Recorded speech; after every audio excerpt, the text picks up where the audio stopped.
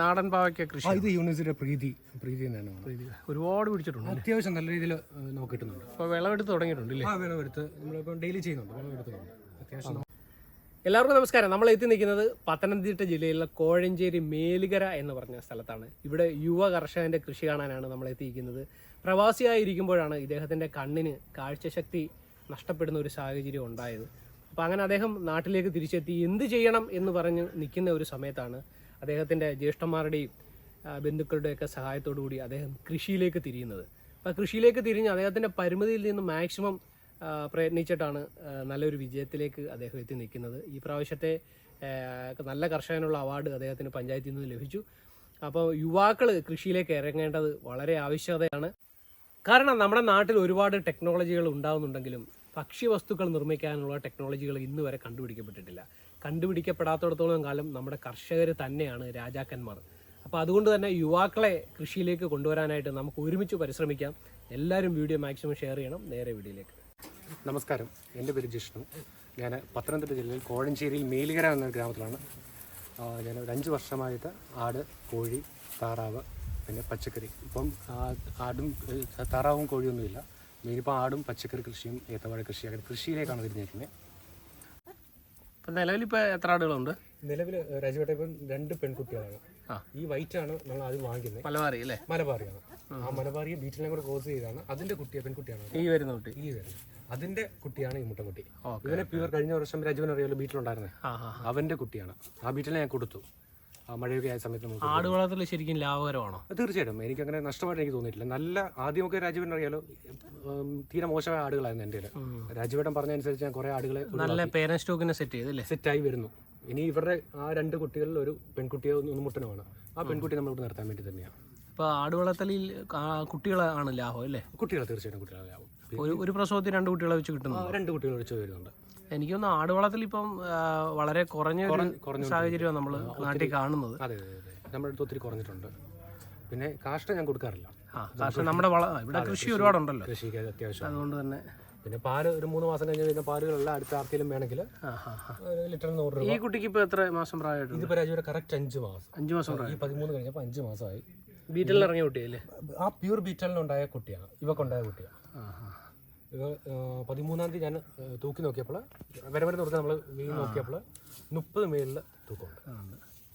ഇതിനെ എനിക്ക് 30 കിലോ ഉണ്ട് അല്ലേ? 30 കിലോയ്ക്ക് മേലുണ്ട്. ഇതിനെ എനിക്ക് നിർത്തണമെന്നായിരുന്നു, പക്ഷേ നിർത്താൻ ഒരു സാഹചര്യമില്ല. കാരണം ഇതിൻ്റെ പേരൻസ് അത്. അപ്പോൾ വളർത്താൻ താല്പര്യമുള്ളവർക്ക് ഇവനെ കൊടുക്കാൻ താല്പര്യം തീർച്ചയായും കൊടുക്കാൻ വേണ്ടി തന്നെയാണ്. കാരണം നമുക്ക് നിർത്തിക്കൊണ്ട് കുട്ടികളാണല്ലോ നമ്മുടെ ലാഭം. അതെ അതെ അതെ. ഇപ്പോൾ ഞാൻ പറഞ്ഞില്ലേ കുറച്ച് നാളായിട്ട് പച്ചക്കറി കൃഷിയൊക്കെ ഉണ്ട്. കുറച്ചല്ല, പണ്ട് തൊട്ടേ എനിക്കുണ്ടായിരുന്നു. പിന്നെ ഗൾഫിലൊക്കെ പോയതിന് ശേഷം അങ്ങനെ പിന്നെ തിരിച്ചു വന്നതിന് ശേഷമാണ് കൃഷിയായിട്ട്. അതെ അതെ. ഇത് നാടൻ പാവയ്ക്ക കൃഷി. ഇത് യൂണിവേഴ്സിറ്റിയുടെ പ്രീതി തന്നെയാണ്. ഒരുപാട് പിടിച്ചിട്ടുണ്ട്, അത്യാവശ്യം നല്ല രീതിയിൽ നമുക്ക് കിട്ടുന്നുണ്ട്. അപ്പോൾ വിളവെടുത്ത് തുടങ്ങിയിട്ടുണ്ട്.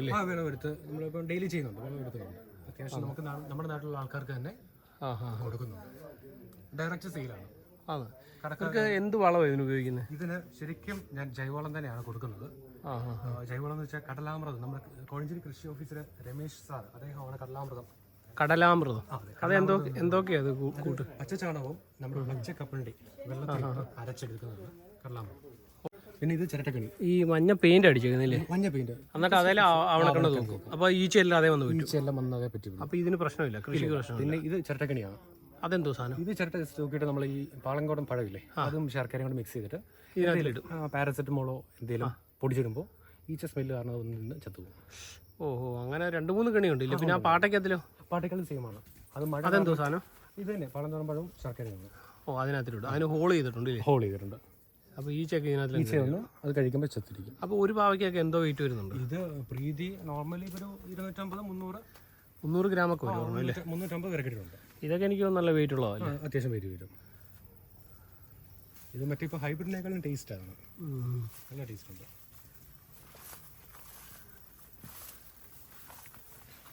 ഈച്ച ശല്യമാണ് ഇതിന് മെയിനായിട്ടുള്ളത് അല്ലേ? ഈച്ചയേക്കാളും മെയിൻ നമ്മുടെ ഈ മണ്ണാണ്.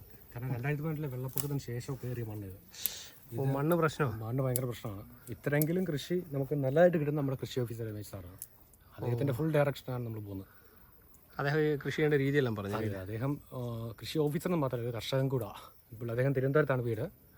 സാധാരണ ഞാൻ കണ്ടിട്ടുള്ള ഗവൺമെൻറ് എംപ്ലോയീസ് എല്ലാം ഒരു 5 മണിയാകുമ്പോൾ 5 മണിക്ക് മുമ്പേ വീട്ടിൽ പോകും. അദ്ദേഹം 5 മണി കഴിഞ്ഞിട്ടാണ് നമ്മുടെ ഫീൽഡിൽ വരുന്നത്. ഇന്നലെ അദ്ദേഹം വീട്ടിലുണ്ട്. നേരിട്ട് വന്ന ഗൈഡൻസ് ഉണ്ടല്ലേ? ഇന്നലെ പലയിടത്തും ഇല്ലാത്തൊരു കാര്യം അത്. ഇദ്ദേഹം 5 മണി കഴിഞ്ഞിട്ടാണ് എനിക്ക് മാത്രമല്ല ഓരോ കർഷകരുടെയും ഫീൽഡിൽ ചെല്ലുന്നൊക്കെ. ഇത് അജയ് വൈദ്യനാണ്. ഞാൻ പറഞ്ഞ നമ്മുടെ കൃഷി ഓഫീസർ തന്നെ. ഇത് ഞാൻ വിത്തിനിട്ടേക്കാണ്, അതുകൊണ്ടാണ് ഈ കളർ. അല്ലെങ്കിൽ നല്ല വെയിറ്റ് വരും, 350-400 ഗ്രാമോളം ഇതിൽ വെയിറ്റ് വരും. അജയ് ഇത് സാധാരണ നമ്മുടെ കത്രിക്ക പോലെ അല്ല, ഇത് കറ കുറവാണ്. ബജ്ജി ഉണ്ടാക്കാൻ സൂപ്പർ സാധനം, നല്ല ടേസ്റ്റ്. അജയ് നമ്മുടെ നല്ല സൈസ് വരും. എന്ത് ഫുഡുകളാണ് കൊടുത്തോണ്ടിരിക്കുന്നത്? നിലവിൽ ചില കൈത്തീറ്റയായിട്ട് നമ്മൾ ചോളത്തവിടും ഗോതമ്പ് തവിടും പിന്നെ തേങ്ങാപ്പിണ്ണാക്ക് പച്ചഗോതമ്പില്ലേ അത് വേവിച്ച് ഇത് 3 നല്ല കൂടെ മിക്സ് ചെയ്താണ് നമ്മൾ കൊടുത്തുകൊണ്ടിരിക്കുന്നത്. പിന്നെ തീറ്റപ്പുല്ല് ഇഷ്ടത്തിന് ദൈവം സഹായിച്ചിട്ടുണ്ട്. പിന്നെ രാവിലെയും മറ്റ് എന്ത് കിട്ടിയാലും ഇത് കഴിച്ചോളൂ, അങ്ങനത്തെ പ്രശ്നങ്ങളൊന്നും നമുക്കില്ല. ഒരു നേരമുള്ള ആഹാരം, വെള്ളം വെറും പച്ചവെള്ളം. നമുക്ക് ഈ നിലവിലെ കൃഷിയിൽ നിന്ന് ഏതാണ് കൂടുതൽ ലാഭകരമായി പോയിക്കൊണ്ടിരിക്കുന്നത്? അങ്ങനെ നമുക്ക് പറയുകയാണെങ്കിൽ നമുക്ക് ആട് ലാഭം എന്നല്ല, പക്ഷേ നമുക്ക് ഡെയിലി ഒരു വരുമാനം എന്നും പച്ചക്കറി തന്നെയാണ്. പച്ചക്കറി കൃഷി ആട് ചേട്ടൻ അറിയാമല്ലോ, ഒരു കുട്ടിയെ വിറ്റാൽ മാത്രമേ നമുക്ക് ഒരു 5 മാസം അതിൻ്റെ പ്രഗ്നൻസി, പിന്നെ 3 മാസം കഴിഞ്ഞാൽ കുട്ടിയെ വെക്കാൻ പറ്റത്തുള്ളൂ. 8 മാസം കാത്തിരിക്കണം. കൃഷി പച്ചക്കറി കൃഷി അങ്ങനെയല്ല, ഒരു 45 ദിവസം കഴിഞ്ഞാൽ കായ്ക്കാൻ തുടങ്ങും. പിന്നെ നമുക്ക് ഡെയിലി അതിൽ നിന്നുള്ള വരുമാനം. അപ്പോൾ ഒന്ന് കഴിയുമ്പോൾ ഒന്ന് ഇവിടെ റെഡിയാവും.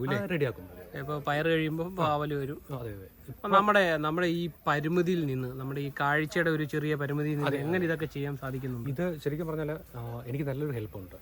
നല്ല ഹെൽപ്പ് എന്ന് വെച്ചാൽ എൻ്റെ വീട്ടിൽ അച്ഛൻ നല്ലൊരു പണ്ടോട്ടെ കർഷകനാണ്. അച്ഛനും അച്ഛൻ്റെ അനിയന്മാർ ഒരാൾ മരിച്ചുപോയി, ഒരാൾ ഇവിടെ ഉണ്ട്. അദ്ദേഹം മധ്യപ്രദേശായിരുന്നു. അദ്ദേഹം നാട്ടിൽ തിരിച്ചു വന്നു. അദ്ദേഹം കൃഷിയുണ്ട്. അപ്പം അവരെല്ലാം നല്ല സപ്പോർട്ടാണ്. പിന്നെ എൻ്റെ കസിൻ ബ്രദേഴ്സ് എല്ലാം, രാജീവൻ അറിയുന്ന യതീഷേട്ടൻ ദുബൈയിൽ നല്ല കർഷകനാണ്. എന്നെ ഒത്തിരി ഗൈഡ് ചെയ്യുന്നുണ്ട്, എന്നെ ഹെൽപ്പും ചെയ്യുന്നുണ്ട്. യതീഷേട്ടൻ്റെ ചേട്ടന്, മറ്റ് കസിൻസ് എല്ലാവരും, പിന്നെ റിലേറ്റീവ്സ്.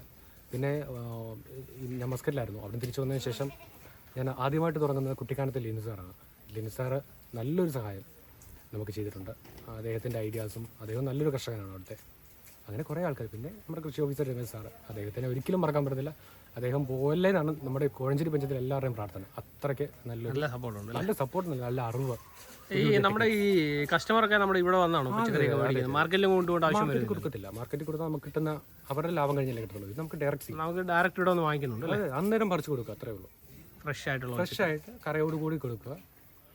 ഒരു ചെറിയൊരു വിലയേ ഉള്ളൂ. മീൻസ് മാർക്കറ്റിനേക്കാൾ ചെറിയൊരു വില വ്യത്യാസം.